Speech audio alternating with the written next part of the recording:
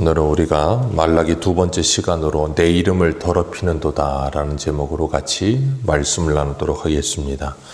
우리가 신앙생활을 시작하는 것은 예수 그리스도를 인격적으로 만날 때 그때부터 우리는 신앙생활이 시작됩니다. 교회에서 아무리 오래 교회 생활을 해도 예수님을 인격적으로 만나지 못하는 사람들이 꽤 많습니다. 그저 종교 생활을 할 뿐이지 신앙 생활을 하는 건 아닙니다. 그렇게 교회 생활을 하다가 어느 날 갑자기 말씀을 통해서 은혜를 받고 예수 그리스도를 정말로 만나게 되면 그런 사람들은 세상이 달라지는 걸 느낍니다. 그 이유는 내가 예수님 때문에 새로운 피조물이 되었기 때문에 세상을 보는 눈이 달라지는 거예요. 그게 세계관의 변화라고 말을 하고 가치관의 변화라고 말을 합니다. 그래서 무엇이 가치 있고 무엇이 가치가 없는 것인지를 알게 되고 이 세상을 바라보는 관점이 달라지는 거예요. 그래서 성경적인 세계관을 가지고 세상을 성경으로 해석을 하며 바라보게 되는 겁니다. 그렇게 될 때 우리는 찬송가 가사처럼 세상과 나는 간 곳 없고 구속한 주만 보이도다 하는 그 찬송처럼 정말 하나님의 은혜를 경험하게 되는 거예요. 그리고 나면 예배 시간이 즐겁고 그리고 말씀 읽는 것이 행복해지고 신앙생활 자체가 기쁨이 되죠. 주님과 인격적인 만남을 통해 변화가 찾아오기 시작하면서 주님을 나의 주인으로 믿고 모시게 되는 사람들, 그런 사람들은 반드시 변화가 찾아와요. 그런데 이런 변화가 없는 사람들은 아직 주님을 만난 게 아니죠. 우리가 인격적으로 주님을 정말로 만나면 그런 변화는 누구든지 예외 없이 찾아오게 됩니다. 이런 은혜가 계속되고 지속되면 좋은데 우리가 신앙생활하다 보면 그런 감격과 은혜가 희미해지고 점점 흐려지게 될 때가 있습니다. 그렇기 때문에 우리는 예배를 통해서 하나님을 만나야 하고 성령의 충만함을 받아야 돼요. 그럴 때 그 감격이 회복되고 구원의 감격이라고 하죠. 그 구원의 감격이 회복이 되고 하나님의 은혜가 내 안에 회복이 되어 우리가 늘 그 은혜의 삶을 살아갈 수 있게 됩니다. 그래서 이사야는 분명히 우리에게 말씀하시기를 여호와를 앙망하는 자는 하나님께서 새 힘을 허락하여 주신다 그랬어요. 하나님만을 간절히 사모하는 사람에게 하나님이 새 힘과 은혜를 공급해 주시기 때문에 그 은혜로 우리가 늘 주님과 동행할 수 있는 거예요. 그런데 그 은혜가 우리에게 받아본 적이 오래되고 구원의 감격이 회복되지 않으며 하나님의 성령의 충만함을 받은 기억이 희미해지기 시작하고 그것이 너무 오래되다 보면 우리의 영혼이 메말라 버리죠. 우리의 영혼이 메말라 버리기 시작하면 세상과 나는 간 곳 없고 구속한 주만 보여야 되는데 구속한 주는 간 데 없고 세상과 나만 보입니다. 그리고 나면 사람만 보이기 시작하는 거예요. 그게 우리가 어제 저녁에 봤던 사무엘상의 사울이에요. 그런 삶을 살게 되는 겁니다. 그러면 예배에 감격도 없고 은혜도 없고 그러면서 점점점 영혼은 메말라가고 그러다 보니 경건의 모양은 있는데 경건의 능력을 부인하는 사람들이 되어버려서 예배를 드리는 것 자체가 무거운 짐이 됩니다. 그리고 예배를 드려도 아무런 감격도 없고 예배에 아무런 소망도 없고 은혜를 사모하지도 않습니다. 그렇기 때문에 예배 자체가 무거운 짐이 되는 신앙의 권태기를 느끼기 시작하는 거예요. 그래서 우리가 신앙생활하면서 분명히 신앙의 실증과 게으름 그리고 권태기가 반드시 찾아옵니다. 그런 게 안 찾아오는 사람은 없어요. 그런데 우리가 착각하는 게 뭐냐면 그런 예배의 실증을 느끼기도 하고 게으름이 생겨서 예배를 점점점 멀리하고 그러면서 신앙의 권태기가 찾아오면 사람들 마음속에 이런 마음이 들어요. 이 권태기가 끊어지지 않고 영원히 계속될 것 같은 거예요. 근데 그건 착각입니다. 그 권태기는 계속 가지 않아요. 주님께서 우리를 긍휼히 여기시고 우리가 하나님을 향한 다시 열심을 내고자 하는 마음과 다짐을 가지고 열정을 가지면 하나님께서 분명히 우리에게 은혜를 주십니다. 주님은 우리에게 약속하셨어요. 하나님을 찾는 자 주님께서 가까이 하시며 만나주시겠다 약속하여 주셨습니다. 그리고 간절히 하나님을 부르는 자에게 하나님이 은혜를 베풀어 주시겠다고 분명히 약속하셨어요. 그렇기 때문에 이 실증이나 권태기 그리고 이 게으름은 계속 가지 않아요. 내가 정신을 차리고 각성하고 깨어나서 하나님께 간절히 매어달리면 하나님은 우리를 회복시켜 주십니다. 그렇기 때문에 우리가 점점점 주님과 멀어질 게 아니라 더욱더 정신을 차리고 하나님과 가까워져야 돼요. 그래서 하나님께서 우리를 구원하실 때 전인격적인 변화와 전인격적인 구원이 일어난다. 그럴 때 그 전인격적이라는 것은 우리의 지성과 감정과 의지가 변한다는 거예요. 그러니까 내가 하나님의 은혜를 받아서 이 감정이 고양돼야 되는데 감정이 고양되지 않고 감정이 메마를 때가 있단 말이에요. 그럼 뭘 사용해야 돼요? 지성이요. 하나님의 말씀을 아는 지식을 사용하고 의지를 사용해서 내 몸을 쳐서 복종케 한다는 사도 바울이 로마서에 하는 표현처럼 그렇게 주님 앞에 엎드리기 위해 애써야 되는 거예요. 그러다 보면 하나님께서 어떻게 하세요? 은혜를 부어주시는 겁니다. 그렇기 때문에 우리가 예배와 멀어지고 교회와 멀어지는 것이 아니라 더 힘을 내서 가까이 하기 위해 힘써야 되는 거예요. 기도의 자리를 찾기 위해 더욱더 힘써야 되는 겁니다. 오늘 본문 6절에 보면 우리 6절을 같이 한번 읽겠습니다. 시작. 내 이름을 멸시하는 제사장들아, 나 만군의 여호와가 너희에게 이르기를 이들은 내 아버지를 종은 그 주인을 공경하나니 내가 아버지일진데 나를 공경함이 어디 있느냐. 내가 주인일진데 나를 두려워함이 어디 있느냐 하나. 너희는 이르기를 우리가 어떻게 주의 이름을 멸시하였나이까 하는도다. 이스라엘 백성들은 주의 이름을 멸시하고 있으면서도 주의 이름을 멸시하고 있다는 생각을 하지 못하는 거예요. 하나님을 공경하고 있어야 되는데 하나님을 공경하지 않고 하나님을 두려워하지도 않아요. 그러면서 하나님의 이름을 멸시합니다. 그런데 그들은 하나님이 이런 말씀하시니까 우리가 언제 그랬습니까? 그러는 거예요. 하나님이 그래서 실례를 들어주시죠. 7절에 더러운 떡을 나의 제단에 드리고도 말하기를 우리가 어떻게 주를 더럽게 하였나이까 하는도다. 더러운 떡을 드리면서도 우리가 어떻게 주를 더럽게 하고 있습니까? 라고 말을 하면서 여호와의 식탁을 경멸히 여긴다라고 여길 것이라고 말하기 때문이다. 그렇게 말씀하세요. 그러니까 이 사람들은 하나님을 두려워하는 마음도 없고 그리고 하나님을 경외하는 마음도 없어요. 그러다 보니까 8절에는 어떻게 해요? 하나님께 눈먼 희생 제물을 드립니다.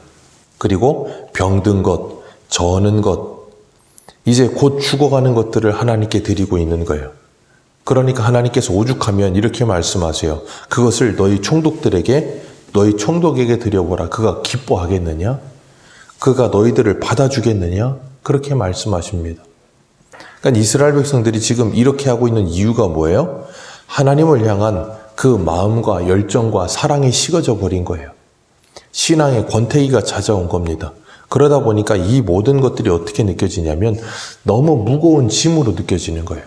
무거운 짐으로 느껴진과 동시에 이것을 어떻게 여겨요? 아깝게 여기기 시작하는 겁니다. 왜요?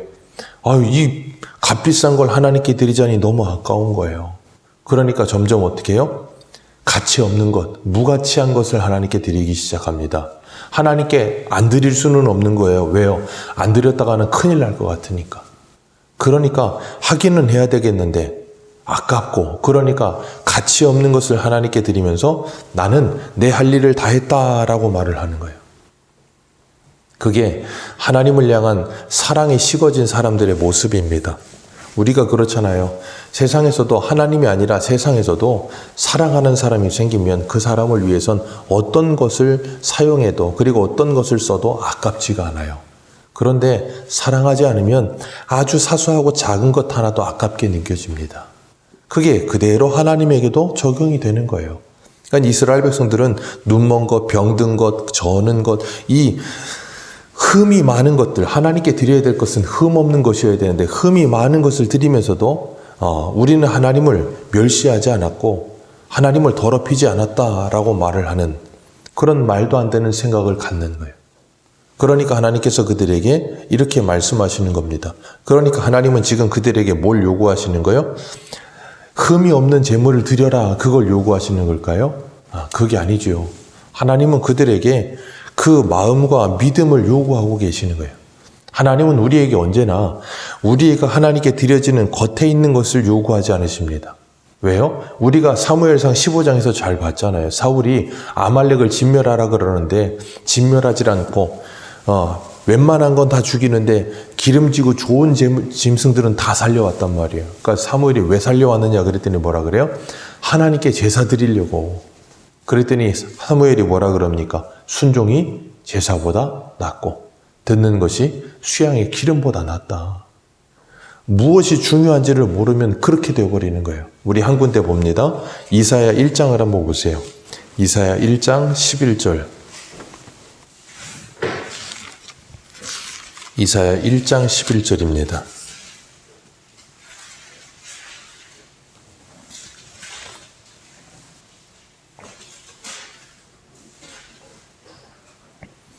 이사야 1장 11절, 11절부터 읽습니다. 시작.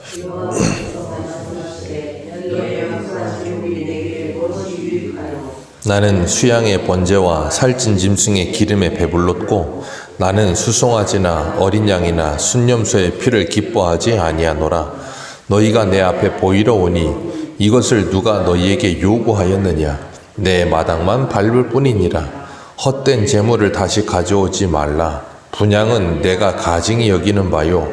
월삭과 안식일과 대회로 모이는 것도 그러하니 성회와 아울러 악을 행하는 것을 내가 견디지? 아멘. 하나님께 말씀하세요. 너희들의 모든 재물, 이 모든 것들을 내가 기뻐하지 않는다. 오히려 그것을 내가 견디지 못하겠다. 그러면서 하나님께서 13절에 뭐라 그러세요? 내가 견디지 못하겠다. 그 앞에 뭐라 그러십니까? 성회와 아울러 무엇을 행하는 것을요? 악을 행하는 걸. 그들이 하나님께 지금 뭐하고 있는데요? 제사요. 하나님께, 오늘날로 말하면 하나님께 예배드리러 왔어요. 하나님께 예배드리러 왔는데 하나님이 그들을 향해서 뭐라 그러세요? 너희들이 내 앞에 악을 행하는 걸 내가 견디지 못하겠다. 우리가 하나님께 예배하는 데 있어서 그 예배 자체가 하나님께 악을 행하는 것이 될 수 있다니까요. 하나님이 그걸 견디지 못하겠대요. 제가 이걸 가지고 그래서 예전에 각색해서 제가 제 표현대로 말씀을 드릴 때 뭐라 그랬냐면 우리가 하나님을 고문하는 것이다 라고 표현을 했어요. 하나님 앞에 악을 행하는 예배를 드리는 것을 하나님이 견디질 못하겠대요. 고문을 받는 것처럼 괴롭고 힘들다는 거예요. 그래서 누가 너희들에게 이것을 가르쳤느냐? 내 마당만 밟을 뿐이라. 이것은 하나님 내가 기뻐하는 게 아니라 아모스서에는 뭐라 그래요? 너희들이 기뻐하는 것 아니냐? 그렇게 말씀하십니다. 그러니까 우리가 하나님께 이 예배를 드리는데 그들이 예배를 안 드릴 수는 없다라 그랬잖아요. 왜요? 하나님께서 그들에게 징계하실까 봐. 그러면서 그들이 이런 말도 안 되는 예배를 드리면서 뭐예요? 오늘 본문 9절에 보면 만군의 여호와가 이르노라 너희는 나 여호와께 은혜를 구하면서 우리를 불쌍히 여기소서 하여 보라. 너희가 이같이 행하였으니 내가 너희 중에 하나님들 받겠느냐? 그런데 그들은 그러고 있다는 거예요. 그러니 이건 누구를 위한 예배입니까? 그들 스스로도 하나님께 이것을 드리면서 아까워하고 있고 하나님도 그들이 행하는 이 악 때문에 견디지를 못하겠다 그러고 있고 그러니 쌍방이 서로 뭐예요? 서로 괴로운 거예요. 그럼 누구를 위한 예배입니까?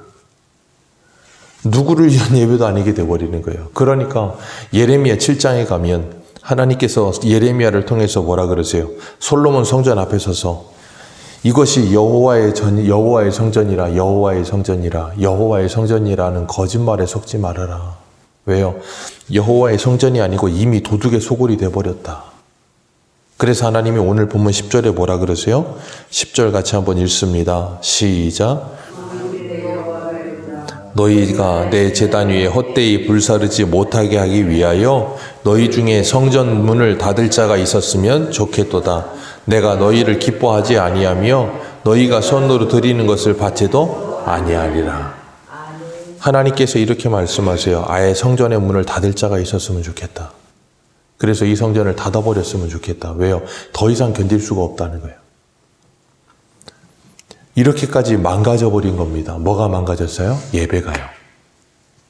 그래서 하나님께서 이사야 시대도 예레미야 시대도 아모스 시대도 말라기 시대도 이렇게 말씀을 하시면서 성전을 닫아버려라 그렇게 말씀하시는 거예요. 학개서에서는 뭐라 하시고요? 성전을 지어라 그러셨고 성전을 지는데도 그들은 여전히 뭐예요? 성전은 지어놓고 똑같은 일을 하지요. 그래서 이 말라기와 동시대의 사람들이 뭐라 그랬어요? 에스라와 느헤미야. 느헤미야 때 성벽을 지을 때 느헤미야 5장에 보면 그들이 뭐 합니까? 서로 고리대고 뭐벌 하면서 자기 형제들의 자녀들까지도 팔아먹는 일을 합니다. 성전 짓고 성벽 짓고 하나님께 제사를 드리면서도 그런 일을 하고 있어요. 그러니 바벨론 포로 가기 전과 후가 똑같은 상태가 돼버려 있는 거예요. 그러니까 하나님 이렇게까지 말씀하세요. 그리고 나서 말라기가 끝이 나요. 구약이 끝이 납니다. 그리고 신약이 마태복음이 올 때까지 말라기와 마태복음 사이가 신구약 중간기라고 해서 400년 암흑기가 있습니다. 하나님의 침묵의 시기. 암흑기가 지나고 난 다음 누가 오세요? 예수님이 오시는 거예요. 예수님이 오셔서 하시는 일이 뭐예요? 이 무너진 예배를 회복하시는 일이에요. 이 무너져버려서 악을 행하고 있고 그래서 아예 그냥 문을 닫아버렸으면 좋겠다라고 말씀하신 이 무너진 예배를 주님이 회복하시려고 오시는 거예요. 그래서 주님이 예루살렘 성전을 보시면서 뭐 하셨어요? 우신 거예요. 그리고 그 성전을 다 들러엎으신 겁니다. 만민이 기도하여야 될 집이 도둑의 소굴이 돼 있으니까. 우리 한 군데만 보겠습니다. 어디를 보시냐면 히브리서 4장을 한번 보세요. 히브리서 4장 14절.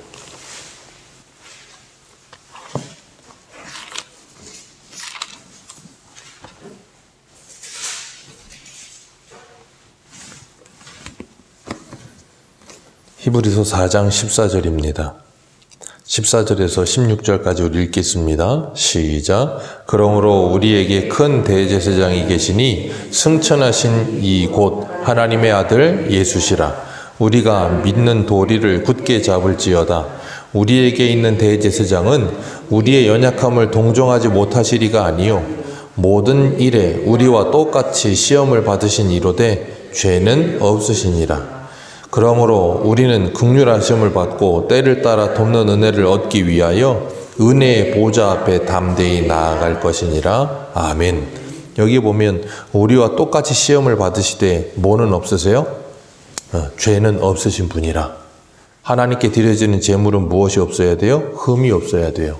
근데 말라기에는 온갖 흠 있는 것이 드려지는 망가진 예배였지요. 그래서 주님께서 이 땅에 오셨는데 대제사장이 되어주셨고 죄가 없으신 흠이 없으신 분이었다 그랬어요. 그리고 히브리서 10장 한번 가봅니다.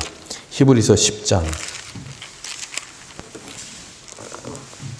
히브리서 10장 10절입니다. 히브리서 10장 10절 우리 같이 읽겠습니다. 시작. 이 뜻을 따라 예수 그리스도의 몸을 아멘. 그리고 18절도 한번 읽어보겠습니다. 18절부터 20절입니다. 시작. 이것들을 사하셨은즉 다시 죄를 위하여 제사 드릴 것이 없느니라. 그러므로 형제들아 우리가 예수의 피를 힘입어 성소에 들어갈 담력을 얻었나니 그 길은 우리를 위하여 휘장 가운데로 열어놓으신 새로운 살 길이요 휘장은 곧 그의 육체니라. 아멘.